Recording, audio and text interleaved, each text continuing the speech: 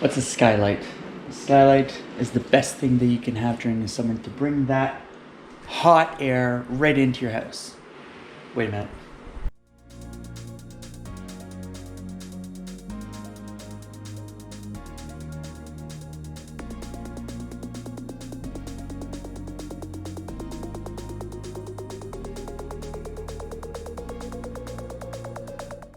Okay, so hopefully you can see that. That's my skylight from the outside, and it's an old version of a skylight. Most newer skylights are flat, but this one's rounded. You know, I'm not complaining, it's not leaking, so that's the greatest thing. That's one of the best things a lot of people are worried about, is it leaking.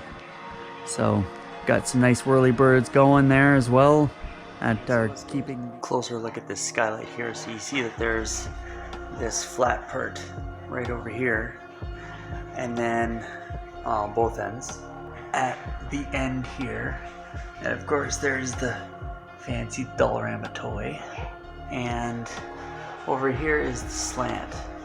The slant is right at the edge of the house, so this is obviously the exterior wall that comes down and stops right about here, right? And so this is not a lot of space to work in when you're at the attic side, because this is literally, if I could see it, and that I am assuming is about 5 inches in height, right? So not a lot of room there to play with. So that definitely, if it's spray foamed, that's usually the best option to fill that gap properly. So with regards to this job that I had shown you guys last week, what I did is I wrapped the insulation around those rounded skylights, and then we were able to strap those with the insulation tape in order for the tape to stick properly, because of course if you put the tape right onto the fiberglass sheets, then it will unstick right away. But if you put the tape on all the way around multiple times, then it will stick to itself. And so that was the strategy that we used for that. Once again, with the sheets of insulation, it is very difficult to stuff those into the small corners, because you don't want to compress the sheets too much, or else it will lose some R value. So I had wrapped around the insulation, and then afterwards I used the blown insulation to cover all of the cracks, stuff the hose into those small cavities that I couldn't physically get into, and then fill that right up. That's one advantage of the blown insulation versus the sheets of insulation, especially in the attic, because with the sheets you have to be physically there in order to install them and to get your hands as close to the roof line as you want. But again, there's those nasty roof nails that you want to avoid.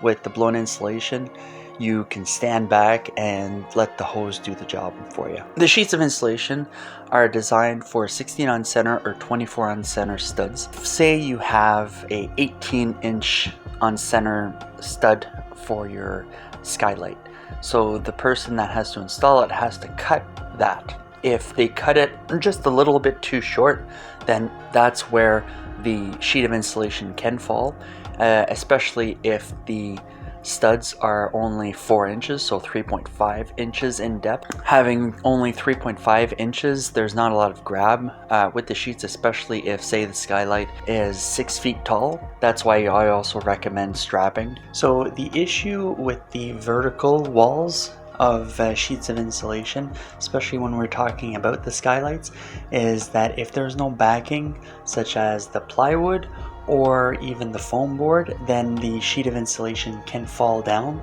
into the attic side. So that's very, very important to have to fasten the sheets of insulation so they don't move throughout your 30, 40, 50 year span. This is also why foam board is one of my recommendations, because it will keep the sheets of insulation as well as add some R value without going too expensive. Want to have some sort of seal just to kind of put around on your framing before you put this down, so that it really sticks to it. Or you can even get some of this silicone sealer. This is the stuff that they use for sealing in between the double studs and then the top plates, and then after that they put the poly or the plastic 6mm on top of this, so you can use this stuff to put directly on, say like your framing, right? You put a bead right along this, the framing for your skylight, and then after that you can put your foam board right onto it. This stuff is super messy, so definitely you want to bring a couple of tissues, but very, very resistant to moisture.